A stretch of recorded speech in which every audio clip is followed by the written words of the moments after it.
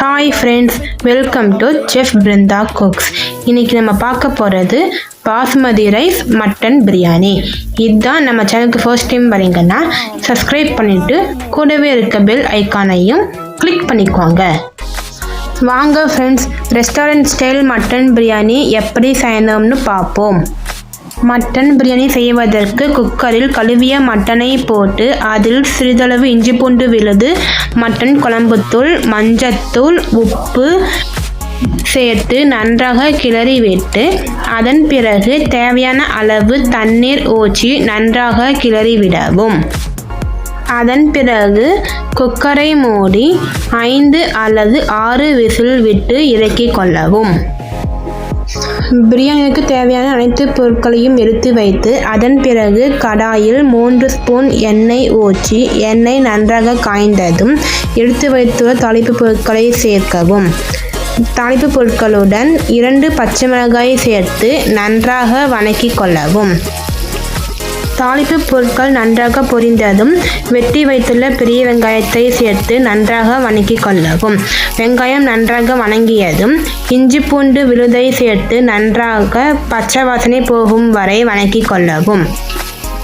இஞ்சி பூண்டு விழுது நன்றாக வதங்கியதும் வெட்டி வைத்துள்ள தக்காளியை சேர்த்து நன்றாக வதக்கவும். அதன் பிறகு மிக்ஸி ஜாரை எடுத்து அதில் சின்ன வெங்காயம், புதினா, கொத்தமல்லி மற்றும் பச்சை மிளகாயை சேர்த்து நன்றாக அரைத்து கொள்ளவும். தக்காளி நன்றாக வதங்கியதும் அதனுடன் அரைத்த விழுதை சேர்த்து நன்றாக வதக்கிக் கொள்ளவும். அதன் பிறகு குக்கரை திறந்து கொள்ளவும். வதங்கிய மசாலுடன் வேக வைத்த மட்டனை சேர்த்து நன்றாக வதக்கிக் கொள்ளவும். அதன் பிறகு சிறிதளவு கொத்தமல்லி மற்றும் புதினாவை சேர்த்து வதக்கிக் கொள்ளவும். வதங்கிய மட்டனுடன் சிறிதளவு பிரியாணி மசாலை சேர்த்து நன்றாக வதக்கிக் கொள்ளவும். அதன் பிறகு வதங்கிய மட்டனுடன் கெட்டியான தயிரை சேர்த்து நன்றாக வதக்கி அதன் பிறகு 2 டம்ளர் பாஸ்மதி அரிசியை எடுத்துக்கொள்ளவும்.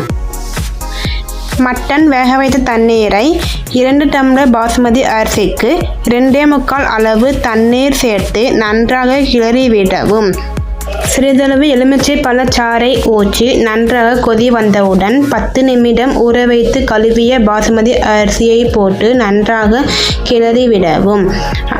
பாதி அளவு பிரியாணி வெந்ததும் 10 நிமிடம் வரை தம் விட்டு இறக்கும்போது அதனுடன் சிறிதளவு நெய் மற்றும் கொத்தமல்லி, புதினா இலைகளை தூவிவிட்டு கிளறினால் சுவையான ரெஸ்டாரண்ட் ஸ்டைல் பாஸ்மதி அரிசி மட்டன் பிரியாணி ரெடி.